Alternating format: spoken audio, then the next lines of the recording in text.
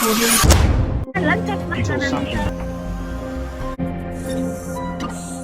वालेकुम। आज मैं एक बहुत ही ज़बरदस्त और बहुत ही यूनिक जगह पे बैठा हूँ मैं। ये मेरे आप बैक पे देख सकते हैं विंडसर कैसल है। ये क्वीन की ऑफिशियल रेजिडेंस है। ऑफिशियल रेजिडेंस का मतलब है कि ये क्वीन का घर है जहाँ पे अपना अक्सर टाइम गुजारती है। वीकेंड पे भी यहाँ पे होती है, सारी फैमिली यहाँ पे होती है और यहाँ से दुनिया के अक्सर फैसले हुए हैं। आपको पता चल जाएगा आगे जाके कि मैंने ये लोकेशन क्यों चूज़ की है। ये विंडसर कैसल जो है वो लंदन से अराउंड आप कह सकते हैं 1.5 आवर की ड्राइव के ऊपर एक बकिंगम पैलेस है और एक विंडसर कैसल है। ये दो जो रेजिडेंस हैं दुनिया के अक्सर मुल्कों के फैसले यहाँ से हुए हैं, जिसमें America, Canada, Korea, South Korea, Cyprus, Israel, Palestine, Pakistan, India, Ireland, Northern Ireland, Cyprus, Northern Cyprus, South Africa. आप नाम ले सकते हैं कि एक एंडलेस लिस्ट है जो ब्रिटिश एम्पायर की है। तो उसके फैसले जो है अक्सर यहाँ से हुए हैं। ये जो विंडसर कैसल है ये अराउंड 1000 ईयर्स ओल्ड है। ये दुनिया का सबसे पुराना और सबसे बड़ा इनहेबिटेंट कैसल है। इसका मतलब है यहाँ पे जो लोग रह रहे हैं, जो दुनिया का सबसे बड़ा जो कैसल है इस टाइम वो ब्रुनाई में है, लेकिन सबसे पुराना जहाँ पे मसलसल लोग रह रहे हैं जो रेजिडेंस है वो ये वाला है जो विंडसर कैसल है, जहाँ अक्सर क्वीन होती है और दुनिया के अक्सर फैसले भी यहाँ से होते हैं। मैं वीडियो के एंड पे आपको इसका पूरा एरिया भी दिखाऊंगा, इसके बारे में कुछ और भी बताऊंगा। आपको पता चलेगा ये कितना प्यारा एरिया है, आपको और भी इसकी हिस्ट्री के बारे में पता चलेगा। तो आपसे मेरी दरख्वास्त है इस वीडियो को एंड तक देखें, आपको इस पर काफ़ी कुछ लर्न करने को मिलेगा। आज का जो मेरा मौजू है वो कश्मीर के ऊपर है। मेरी आपसे दरख्वास्त है कि आप इस वीडियो को एंड तक देखें, आप इसमें काफ़ी कुछ लर्न करने को मिलेगा बगैर किसी नतीजे का ना पहुँचे। मैं अब सिर्फ वीडियो को 1-2 मिनट देखने के बाद आप बाकी और चीज़ों को भी देखते हैं, जिसमें टिकटॉक और चीज़ें भी हैं, आप इसको भी देखें। आप इससे अपने, क्योंकि होता ये है कि हम बहुत जल्द किसी नतीजे पर पहुँच जाते हैं, अब बहुत जल्दी गुस्से में आ जाते हैं। तो मेरी आपसे दरख्वास्त है कि आप इस वीडियो को अच्छी तरह देखें, उसके बाद इसके नतीजे आप उसके बाद सोचें इस बारे में। आपके पास इख्तलाफ देने का पूरा हक मौजूद है, लेकिन आप इस बात को पूरा सुनने के बाद इख्तलाफ करिए। मेरी आपसे दरख्वास्त है आपको इस वीडियो के एंड तक आपको इस वीडियो में काफ़ी कुछ लर्न करने को मिलेगा। इस एरिया के बारे में पता चलेगा, कश्मीर के बारे में पता चलेगा, इसका यहाँ से क्या कनेक्शन है। आज का जो मेरा मौजू है वो कश्मीर के बारे में है। मैं जब बचपन में अपने अब्बू के साथ जाता था मैं मस्जिद में नमाज़ पढ़ने के लिए, तो अक्सर मस्जिद की नमाज में नमाज के एंड पे दुआ मांगी जाती है, या अल्लाह कश्मीर को आज़ाद फरमा, फ़लस्तीन को आज़ाद फरमा, और वहाँ पे अमन लेके आ। वक्त गुजरता गया, वक्त गुजरने के साथ साथ ना कश्मीर आज़ाद हुआ ना फ़लस्तीन आज़ाद हुआ, लेकिन उसके साथ साथ उनमें मुल्कों में इजाफा होता गया। वो मुल्क वहाँ ना आज़ाद हुए ना वहाँ पे अमन आया। उनके अंदर वो मुल्क भी शामिल हुए जिसमें इराक़ भी शामिल है, उसमें लीबिया शामिल हुआ, उसमें सीरिया शामिल हुआ। अब अनफॉर्चुनेटली जो आप देख सकते हैं जो लिबनान है वो पहले इसमें शामिल था कि लिबनान में कभी भी हालात सही नहीं रहे जब कम होश संभाला है। उसके बाद अब जो रिसेंटली धमाका भी हुआ है उसमें लिबनान के कितने लोगों की जान गई है उसमें। अब पता नहीं उसके बारे में पता नहीं है, अभी तक कुछ चीज़ें हकीकत सामने नहीं आ सकी कि वहाँ पर हमला हुआ है, कि उनका अपना मसला पैदा हुआ है। वो सब कुछ आपके सामने है, मैं उसमें नहीं जाता, उसकी डिटेल में नहीं जाता। लेकिन मेरा कहने का मकसद ये है कि उसमें सोमालिया शामिल है, उसमें सूडान शामिल है, और उसमें और भी कई मुसलमान ममालिक शामिल हैं। तो मेरा कहने का मकसद ये है जो मैं बड़ा होता गया उसमें मुल्कों में इजाफा होता गया, मुल्कों में कमी नहीं हुई, और जिन मुल्कों के बारे में दुआ मांगे जाते थे वहाँ पर ना अमन आया और ना वो मुल्क आज़ाद हुए। तो मैं अक्सर सोच में पड़ गया कि ऐसी इसकी वजह क्या है, इतनी दुआएँ मांगी गई, दुआएँ कभी तक कबूल क्यों नहीं हुई। जब मैं काफ़ी इस बारे में सोचा तो मुझे अल्लाह ताला के फज़ल से इस नतीजे में पहुंचा। दुआएं कबूल न होने की सबसे बड़ी वजह जो है, मुझे जो समझ में आई वो ये है कि सबसे पहले एक कुदरत का कानून है। हमें ये बात समझ लेनी चाहिए, जो मैंने अक्सर अपनी वीडियो में कह चुका हूँ कि अल्लाह ताला जो है वो रब्बुल आलमीन है, रब्बुल पाकिस्तान या रब्बुल मुस्लिमीन नहीं है। और हमारे नबी सल्लल्लाहु अलैहि वसल्लम वो पूरी दुनिया के लिए रहमतुल आलमीन है, वो सिर्फ पाकिस्तान के लिए या मुसलमानों के लिए नहीं है। जो उनके कानून पे, जो अल्लाह के कानून पे हमारे नबी सल्लल्लाहु अलैहि वसल्लम की तालीमात पे अमल करेगा, मुस्लिम हो या गैर मुस्लिम हो, उसको कामयाबी मिलेगी। देख सकते हैं कि अब आप कंपैरिजन खुद ही कर सकते हैं। हमने क्या किया कि हम सिर्फ बातों में रह गए, अमल में हम बहुत पीछे हैं, और उस अमल ना करने की वजह से आज हमारा ये हाल है। कुदरत का कानून है, कुदरत का कानून ये है कि अगर जब तक आपका अपना घर ठीक नहीं होता, बाहर जाकर जो बड़ी बातें करते हैं लगे, आपका अगर घर ठीक नहीं है तो बाहर जाकर कुछ भी नहीं कर सकते। और यही हमारे मुसलमान मालिक का, यही हाल हमारे पाकिस्तान का भी है। उसके लिए दूसरा जो कानून है कि जिसकी लाठी उसकी भैंस।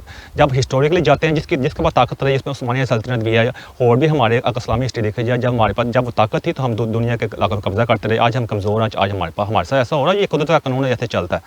उसके अलावा हमें जो गौर करना चाहिए वो सुलह हदीबिया। सुलह हदीबिया के अंदर ही काफ़ी चीज़ें बयान कर दी गई हैं।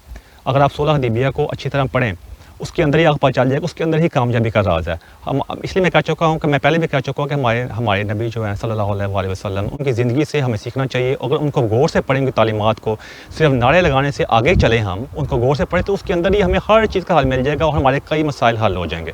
ये मेरी आपसे दरख्वास्त है। बरतानिया जो है वो उससे हमें आज़ादी मिली थी 1947 में, और पाकिस्तान और इंडिया के सारे फैसले जो थे, अक्सर फैसले जो थे वो यहाँ से ही हुए थे।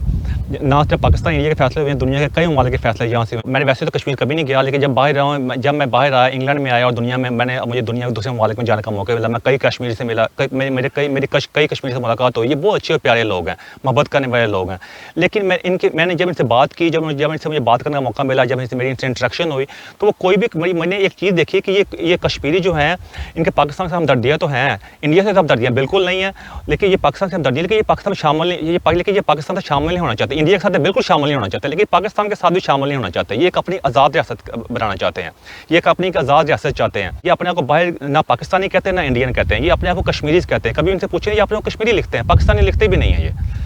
अब इसमें कोई बड़ी बात नहीं है, ये उनका अपना पॉइंट ऑफ व्यू है, हम इसको रिस्पेक्ट करनी चाहिए। हमारी इनके साथ दर्दियाँ, ये इनके हमारे साथ हमदर्दियाँ हैं। लेकिन आप देख सकते हैं कि जिस तरह हर सल्तनत दुनिया में हमारे जो एरिया है बड़े से पाको हिंद, उसका अलमिया ये रहा कि हमने अपने मुल्क के अंदर ही बंद रहे हैं। हमने कभी भी हमने टूरिस्ट में दूसरे मुल्कों में जाकर कुछ लड़ने किया, इसलिए हमारे पर अक्सर दूसरी सल्तनतों ने आके हमारे पे हुकूमत की है। हमने कभी दूसरी सल्तनतों पर या दूसरी जगह पर जाने की कभी तौफीक और नहीं की। आप देख सकते हैं कितने हमारे बहादुर लोग वहाँ पे हमारे एरिया में आए, लेकिन अपने एरिया में आपस में लड़ते रहे हैं। हमारे ऊपर आगे लोग हुकूमत करते रहे, जिसमें आप कह सकते हैं जैसे मुग़ल भी आए, उसमें अरब भी आए, उसके अंदर उसमें पर्शियन एम्पायर भी आया। पर्शियन एम्पायर इतनी नहीं आई, लेकिन बाकी भी आए। उस्मानिया सल्तनत आप कह सकते हैं उनका काफ़ी इन्फ्लुएंस हमारे ऊपर रहा है। उसके अलावा आप देख सकते हैं एंड पे जो आए हैं वो आए हैं ब्रिटिश, जो ब्रिटिश ने हमारे ऊपर हुकूमत की है। लेकिन अब आप देख सकते हैं कि हमारे जितने भी हमारे मुसलमान, जितने भी हमारे पाकिस्तान के और कश्मीरी हैं, जितने भी हैं, हमसे कोई भी जाकर उस्मानिया सल्तनत में रहना नहीं चाहता, जो आजकल तुर्की है। अरब में हमारे लोग काम करते हैं, लेकिन अरब में आपको पता ही हमारी एक सेकंड का थर्ड क्लास सिटीजन की वैल्यू है। अब जितनी देर मर्जी वहाँ रह लें, वो आपको अपने जैसा बिल्कुल नहीं समझते, ना आपको नेशनलिटी देना पसंद करते हैं। वो एक और स्टोरी है, उस पर जाना नहीं चाहता। आप समझ गए मैं क्या कहने की कोशिश कर रहा हूँ। अब जिस सल्तनत से हमें आज़ादी मिली थी और जिसकी वजह से आज कश्मीर का मसला है, आज हम उसी सल्तनत में आकर रहना चाहते हैं। अब मैं खुद भी जहाँ पर रहता हूँ, मैं किसी को क्या बात करनी है, उसके अंदर आप देख सकते हैं उसमें इंडियन भी शामिल है, उसमें पाकिस्तानी भी शामिल है, उसमें कश्मीरी भी शामिल है, और भी मुसलमान ममालिक शामिल हैं। यहाँ पे हमारी मज़हब की आज़ादी भी है, यहाँ पे हमारा सब कुछ हमें मुहैया भी है, और यहाँ ही हम आना चाहते हैं और यहाँ रहना चाहते हैं। और इन्हीं अब किया हुआ मसला है। हर चीज़ का इल्ज़ाम इन्हीं पर लगाते हैं हम, और ख़ुद अपना मसला खुद हल नहीं करना चाहते। आज कश्मीर की वजह से पाकिस्तान और इंडिया के हालात जो हैं वो इस नगर पे में एक दूसरे के साथ 70 साल से ज़्यादा हमें हो गया। हम सख्त दुश्मनी में मुब्तला हैं। उसकी वजह क्या है? हमने पहले जो था जो इंग्लैंड था और फ्रांस था, इनकी आपस के अंदर भी काफ़ी प्रॉब्लम्स थी, लेकिन इन्होंने किसी सियाने की बात सुनी और आपस में इत्तेफाक पैदा कर लिया। आप देख सकते हैं कि आज यूरोप में जो है, आप देख सकते हैं कि आज यूरोप में ये लोग आपस में मोहब्बत प्यार से रह रहे हैं और एक दूसरे के अंदर कोई लगता है इनके अंदर कभी मसला है ही नहीं था। लेकिन अगर आप हिस्टोरिकली जाएँ तो इनके अंदर हमारे से ज़्यादा मसले मिसाल थे, एक दूसरे के हमारे से ज़्यादा दुश्मन थे। लेकिन इन्होंने एक बात को पा लिया और आपस में आप देख सकते हैं कि एक मिल के रह रहे, तजारत भी हो रही है, सियासत भी हो रही है, सब कुछ हो रहा है, कोई मसला मसाइल नहीं है। लेकिन ज़्यादा मसले मसाइल जो आप देख सकते हैं इंडिया और पाकिस्तान के हैं कि हमने जो बात हज़ारों साल बाद किसी सियाने की बात सुननी है, हम आज उस बात को सुनने के लिए तैयार नहीं है। अगर हम आज इस बात को सुन लें तो हमारी जो टोटल आबादी बनती है पाकिस्तान, इंडिया, बांग्लादेश की, वो आप कह सकते हैं 1.5 बिलियन पीपल हैं। वो 1.5 बिलियन जो है वो एक सख्त किस्म के कर्ज में मुब्तला हैं सिर्फ इस इलाके की वजह से।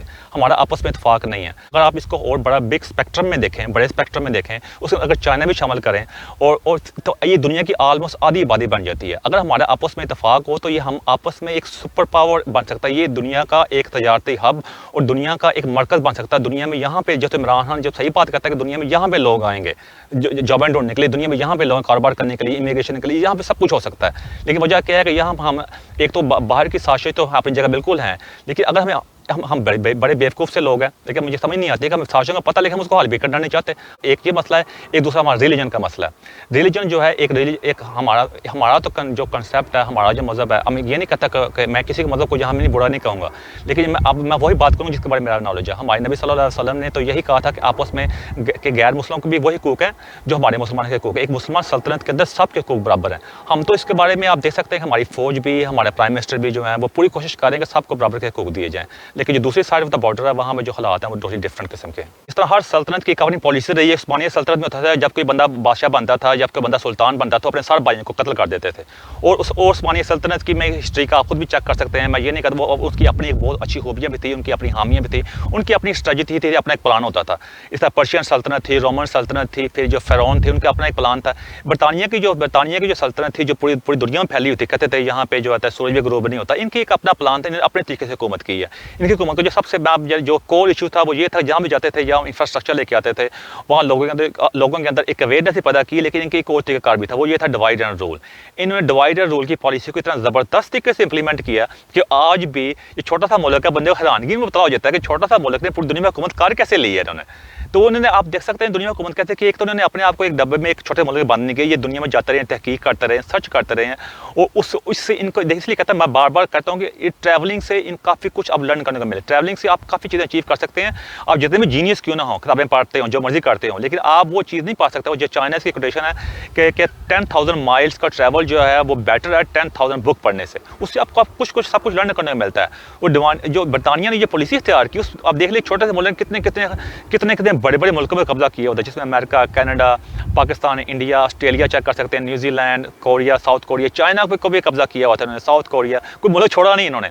क्यों क्या ये करते क्या था, ये पहले रिसर्च करते थे, वहाँ देखते थे कि वहाँ प्रॉब्लम्स क्या हैं, फिर उनको एक कहते हैं कैरेक्टर स्टिक वाला काम ये करते थे। लेकिन इस जीनियस थे इनके इंटेलिजेंस, इन्होंने अपने इंटेलिजेंस का फ़ायदा उठाया। आज जिसको भी मौका मिलता है, एक आम इंसान भी क्यों ना मुल्क हो, उनको जहाँ मौका मिलता है वो अपना आप दिखाने की ज़रूर कोशिश करते हैं।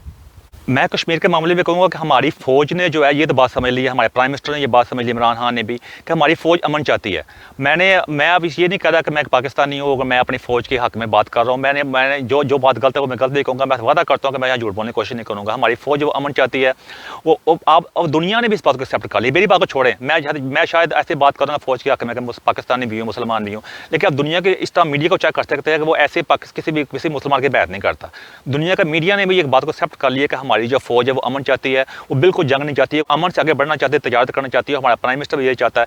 इसलिए आज मैं कहूँगा कि कश्मीर का जो हाल है वो सिर्फ अमन के लिए इसको हल किया जा सकता है। जो लोग जो वायलेंस बढ़ाना चाहते हैं, ज़्यादातर अब इंडिया वालों को भी ये बात समझ लेनी चाहिए, लेकिन इंडिया के सबसे पहले तो वहाँ का प्रॉब्लम जो वहाँ का मीडिया बहुत वायलेंट है, और वहाँ का मीडिया जो है पता नहीं किन लोगों के हाथ में, क्या स्ट्रेटजी है, वो क्या चाहते हैं और जो मोदी सरकार है, मुझे तो मोदी से बहुत, जो अमीर जो है ना, मोदी का लगता है पूरा ज़ील होने का प्रोग्राम है। वो जो पहले भी था, अब जो गुजरात में भी आप देख सकते हैं जो उसने किया, और दुनिया भी उसके बारे में अच्छी तरह जानती है। लेकिन आप पता है कि दुनिया को इस चीज़ में गर्ज नहीं है कि कश्मीर की खातिर वो अपनी तजारत को दांव पर नहीं लगा सकते। ये कानून रूल ऑफ थंब है कि उन्हें तजारत करनी है, और इंडिया का एक तजारती हब है IT में और हर चीज़ में, तो इसलिए वो अपने ताल्लुक इंडिया से ख़राब नहीं कर सकते सिर्फ कश्मीर के लिए। ये तो आज मैं एक बात समझ लेनी चाहिए अच्छी तरह। लेकिन दूसरी बात ये है कि दुनिया एक चीज़ को भी एक्नॉलेज कर चुकी है कि हमारी पीस एफर्ट्स को भी एक्नॉलेज कर चुकी है, हमारी फ़ौज की, हमारी हुकूमत की। लेकिन इंडिया में जो आप कह सकते हैं कि फिलहाल मोदी से कोई उम्मीद नहीं है। लेकिन होता ये है कि एक जुल्म की भी एक इंतहा होती है, हर चीज़ का एक टाइम होता है। हर चीज़ एक्सपायरी डेट होती है ना, इसकी भी एक्सपायरी डेट है। तो मेरा ये कहता हूँ कि हम उस एक्सपायरी डेट की तरफ बढ़ रहे हैं। अब एक टाइम मैं जो कहना चाहूँगा उसकी सबसे बेहतरीन हल है कि यहाँ पे एक इंडिपेंडेंट जो है एक किस्म का रेफरेंडम कराया जाए। रेफरेंडम के जरिए कश्मीरियों की राय मालूम की जाए कि कश्मीरी क्या चाहते हैं। अगर वो ज़्यादा होना चाहते हैं उनको बिल्कुल आज़ादी दी जाए। अगर वो पाकिस्तान से रहना चाहते हैं पाकिस्तान से आ जाएँ। अगर वो इंडिया से रहना चाहते हैं इंडिया से रह लें। हक़ आज़ादी मिलना चाहिए, उनसे पूछना चाहिए वो क्या चाहते हैं। उसके बाद उसका हाल ये है कि पीस करने के लिए वहाँ पे एक इंटरनेशनल पीस फोर्स होनी चाहिए जो पूरे एरिया को एक पीसफुल तरीके से हल करे, जहाँ पे वहाँ पे सियाहत हो, लोग जाएँ, तजारत करें, इंडिया के लोग भी जाएँ, पाकिस्तान के लोग भी जाएँ, वो प्रॉस्पेरिटी वहाँ पे आए। यही उसका एक आम हाल है इसी को लेकर हम आगे चल सकते हैं। देखिए, अगर आपकी किसी ऐसे मुल्क की दुश्मनी है जो आपसे दूर है तो आप उसको अवॉइड कर सकते हैं। जिससे ये तो वही बात है कि अगर फ़र्ज़ कर लें कि आप किसी जगह रह रहे हैं, आप किसी मतलब दुश्मनी ये दूर है तो आप उसको कुछ देर के लिए अवॉइड कर सकते हैं। लेकिन अगर आपका हमसाया है ना, अगर आपके हमसाये के साथ ताल्लुकात ख़राब हैं तो आप एक ज़हनी कर्ब का शिकार रहेंगे। आपका जो पूरा निज़ाम होगा ना वो ख़राब रहेगा। आपके घर में रहते हो, आप शहर में रहते हो। इस तरह हमारा इंडिया जो हमारा हमसाया है, अफ़गानिस्तान हमारा हमसाया है, ईरान है, जिस तरह कह सकते हैं चाइना है, हम हमसाये से ताल्लुक ख़राब नहीं कर सकते और ना हम चाहते हैं। अब इंडिया जो है ना वो कहते हैं ना कि वो ये बदमस्त हाथी जो है जब वो बिल्कुल एक बस्ती में आया होता है तो उसका इलाज एक ही होता है। फिर उसका इलाज ये होता है कि आप उनको जिस तरह हमारी हुकूमत कर रही है बिल्कुल मैं उसका बिल्कुल एग्री करता हूं। एक ऐसा प्रेशर डाला जाए और उसको एक किस्म का जंग तो बिल्कुल कोई हाल नहीं है, वो एक किस्म का होता है बेहोशी का टीका लगा दिया जाए। बेहोशी का टीका ऐसा लग सकता है कि उनका मुकम्मल तौर पर दुनिया में आइसोलेट कर दिया जाए। और इसके अलावा इंडिया में काफ़ी अच्छे लोग मौजूद हैं, वो भी पीस चाहते हैं। मैं कई इंडियन से जहाँ मिल चुका हूँ, वो पीस चाहते हैं, अमन चाहते हैं, वो अमन से रहना चाहते हैं। वो भी चाहते हैं पाकिस्तान के साथ हमारा अमन हो, हमारा तजारत हो, हमारा आना जाना शुरू हो। कई लोग यहाँ मिल चुका हैं, वो लाहौर आना चाहते हैं, कराची देखना चाहते हैं और पाकिस्तान के कई ज़बरदस्त खूबसूरत एरिया देखना चाहते हैं। और वो मोदी तो खुश नहीं है, इंडिया के कई लोग भी। इसका सिर्फ आसान हल ये है कि इसके ऊपर इंटरनेशनल प्रेशर डाला जाए और इंडिया के लोगों को ये बात समझ लेनी चाहिए कि इसके दुनिया के आज हम जिस मुकाम में पहुंच चुके हैं यहाँ पे आप किसी को आइसोलेट करके अपना नतीजा हासिल नहीं कर सकते। और इंडिया के मीडिया को ये बात समझ लेनी चाहिए जो एक किस्म का पॉइजन फैला रहा है, जो जहर फैला रहा है। तो मेरी आपसे फाइनल इजहार ये है कि आप इस चीज़ को बिल्कुल वायलेंट की तरफ ना जाएँ और ये नारेबाजी से ये मसला हल नहीं होगा। ये मसला आपका अमन के जरिए हल होगा अगर आप पीसफुल तरीके के साथ इस मसले को अच्छी तरह हल कर सकते हैं। फाइनली मेरा इंटरनेशनल कम्युनिटी के लिए जो आपके लिए आंसर है, I just want to say to international community which particularly I want to address to, I want to say that my humble message to the queen, my humble message to the England and American authorities as well who are right now, you can say that they are the most powerful people who make and break any agreement, who can say that decision makers in today's world. I would say that to the England that they have, when they left this country, when they left that part of the world, they left that part of the world in kind of in rush, and look at that, after 70 years there's no peace. I would say that please, you need to put both parties on the table, which include Kashmiris as well. Speak to them and try to get this solution, try to get the peace as soon as possible, because there are 1.5 billion people are suffering.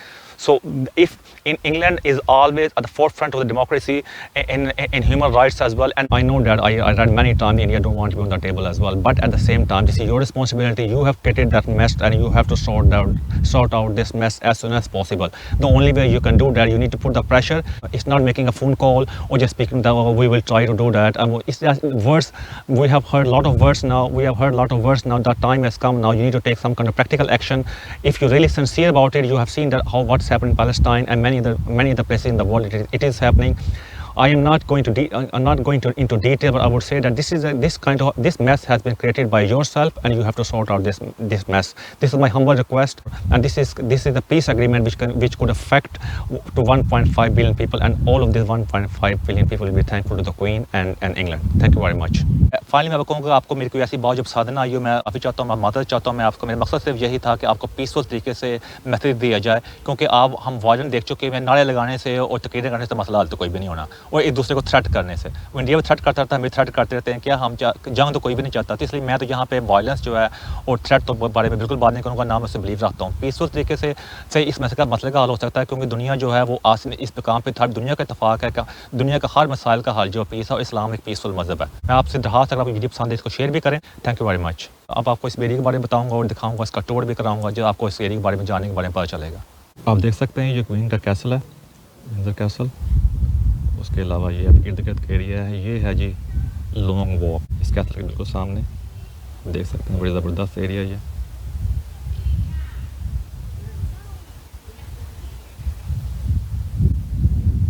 ये मशहूर long walk है यहाँ की।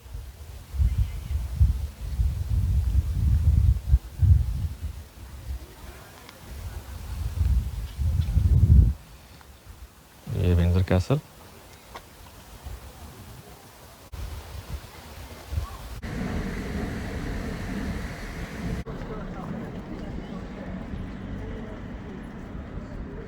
और ये 7 shops हैं। कौन सा कैसल है दुनिया में जिसमें क्वीन भी साथ रह रही है, कैसल भी है और आम लोगों की दुकानें हैं। यही वजह है कि ये दुनिया में छाए हुए हैं कि इन्होंने एक बैलेंस रखा हुआ है ज़िंदगी में। और ये है वाली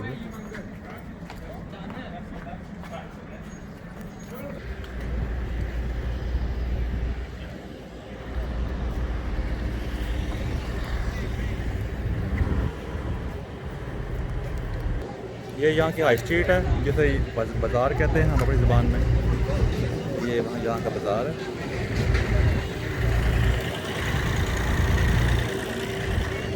और ये विंडसर कैसल आप देख सकते हैं। ये भी यहाँ की एक एंट्रेंस है, आप सिक्योरिटी चेक कर सकते हैं। ये शॉप्स हैं।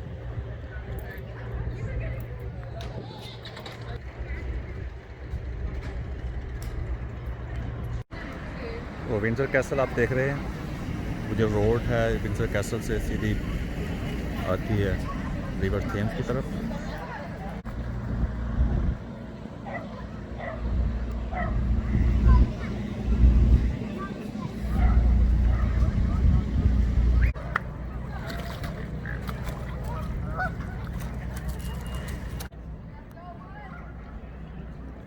फेमस ब्रिज है यहाँ का।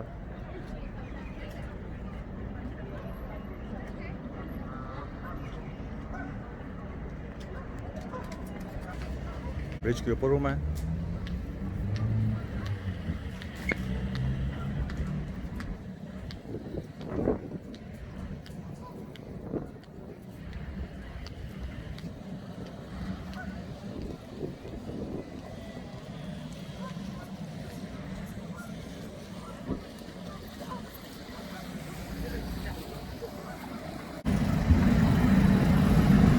ये आप देख सकते हैं।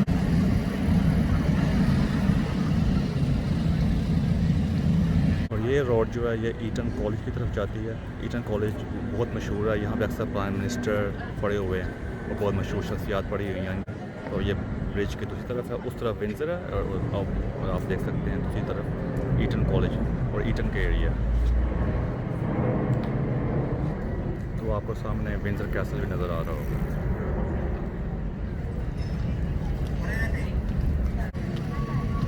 वो विंडसर कैसल, रिवर थेम्स